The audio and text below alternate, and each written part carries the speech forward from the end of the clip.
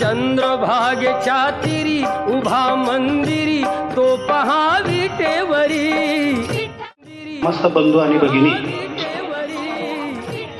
आज मागील वर्षाप्रमाणे सुद्धा शाळेच्या विनंतीला मान देत अखंड हरिनाम कीर्तन सप्ताह मांजर्डी येथील सन्माननीय आयोजक त्याचप्रमाणे संयोजक यांनी आपल्यासमोर असलेले हे बालचिमुकले, ज्यांना आम्ही लाडाने प्रेमाने बालकीर्तनकार म्हणतो, ते एका छोट्याशा महत्त्वाच्या विषयावर आपल्या पुढे बालकीर्तन सादर करणार आहेत.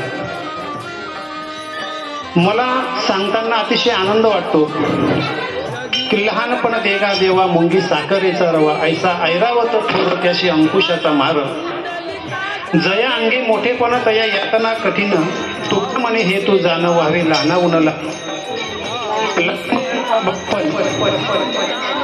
हे आपल्या समोर उपस्थित आहे आणि मुलांचा लहानपण आपल्या समोर उपस्थित आहे. त्यांच्या मनामध्ये प्रश्न निर्माण झाला,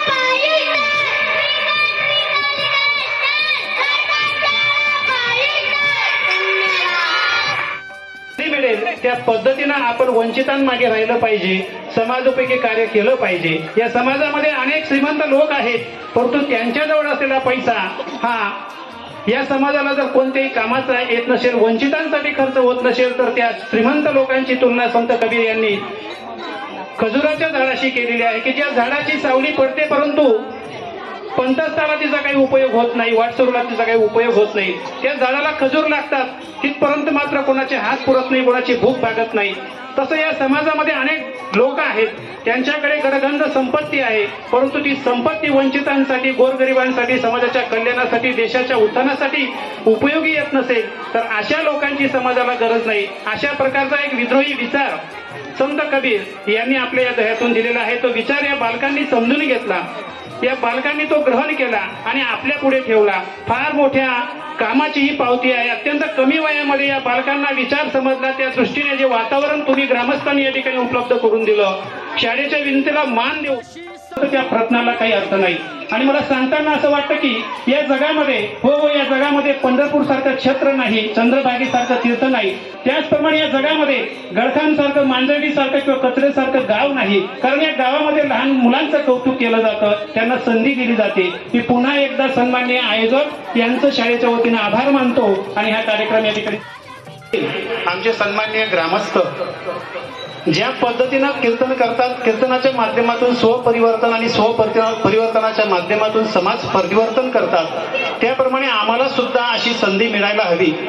बालहट्ट याबाबत आपण सगळेजण जाणताच आणि बालहट्ट पुरवून आई वडील, समाज, गल्ली, आपला देश, आपला समाज हा आनंदित तेव्हा होतो ज्या वेळेस लहान मुलांनी केलेला हट्ट हा कृतिशील असेल, विधायक असेल, सकारात्मक असेल आणि त्या हट्टामुळे समाजाचं कल्याण होणार असेल. अशा प्रकारचा हट्ट पुरवण्यासाठी समोर आपले बालचिमुकले, आपले विद्यार्थी मित्र या ठिकाणी उपस्थित आहेत. आपल्या समोर जे विद्यार्थिनी आहे ती बालकीर्तन सादर करणार आहे पिंकी जोगी यांचा चौथी व त्याचप्रमाणे आपल्यासमोर त्याच इयत्तेतली दुर्गा गणेश पाटील यांचा चौथी. त्यांचं वय पाहता त्यांनी हा जो प्रयत्न केलेला आहे तो प्रयत्न खरोखर आम्हाला सुद्धा कार्यप्रवृत्त राहण्यासाठी प्रेरणादायी ठरणार आहे. तळागाळातले विद्यार्थी आहेत, हे विद्यार्थी प्रथमच आपल्या पालकांसमोर, आपल्या समाजासमोर या ठिकाणी व्यक्त होणार आहेत. उदंड देखील उदंड एकेले उदंड वर्णिके क्षेत्र महिमे परी ऐसी चंद्रभागा ऐसा भीमातीर ऐसा नामघोष सांगा कोठे तुका म्हणे आम्हा अनाथा कारणे पंढरी निर्माण केली देवी, पंढरी निर्माण केली देवी. तुकाराम महाराज यांनी सांगितल्याप्रमाणे माझं गाव हेच माझ्यासाठी पंढरपूर आहे, माझे आई वडील हेच माझ्यासाठी विठ्ठलाचं रूप आहे.